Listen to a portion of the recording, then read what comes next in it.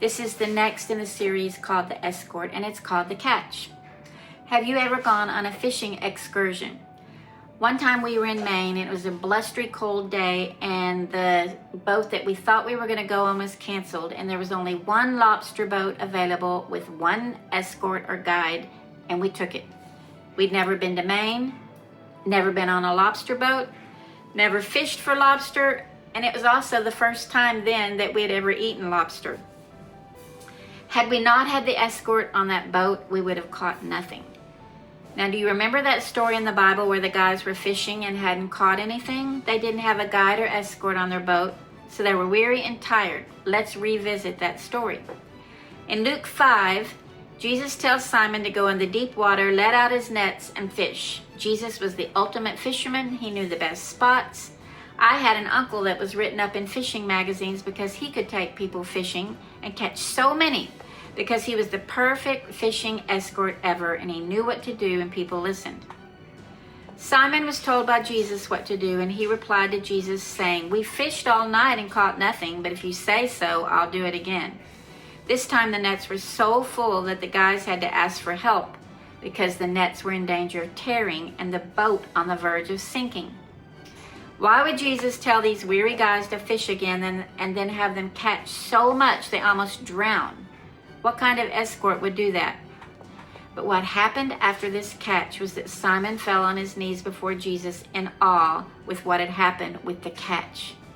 Completely awestruck. I'm guessing he was amazed and that he had repeated that same thing he'd been doing all night with no results, to choosing to obey what the master told him to do, and caught so much that he almost sank, that he was convinced this was the escort to follow. After that catch, Jesus told them not to be afraid. They would then fish for men, and they followed their escort, Jesus. What's important in this story is the realization Simon needed help. He was weak and unable to succeed without the direction of another. We cannot succeed in our professions, daily routines, our weariness, our brokenness with the instructions of someone that doesn't know what to do. We have to know someone that does know what to do, the one that requires obedience and understands and knows where to cast for the biggest catch. Back to the lobster boat. Our escort was a master at lobster fishing, and had we not had him, even if we had all the bait boxes and the equipment, we would never have seen a lobster. We didn't know the first thing about catching them, but he did.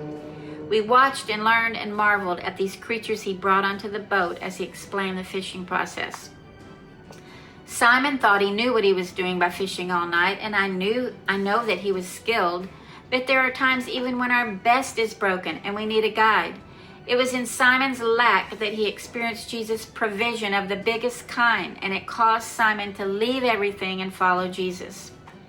The other part of the story is that Jesus, being the most perfect and knowledgeable escort, knew that fishing and net casting and weariness was not the ultimate experience that Jesus was escorting them to enjoy.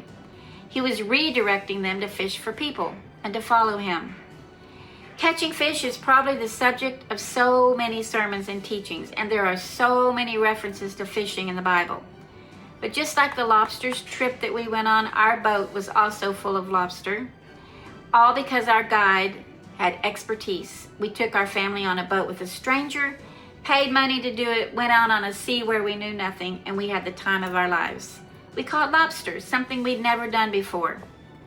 Jesus always has an answer for our weariness in the mundane life we're living, and he always has instructions if we listen and obey. He's always near. All of our lives, he's offering instruction for the catch of the day. He's the escort, and we don't have to be afraid of empty nets and confusion and weariness of long nights. One word when he speaks, and we can fall on our faces in awe, as well as we wonder at the capacity of our nets to hold so much when we just obey. Think about it.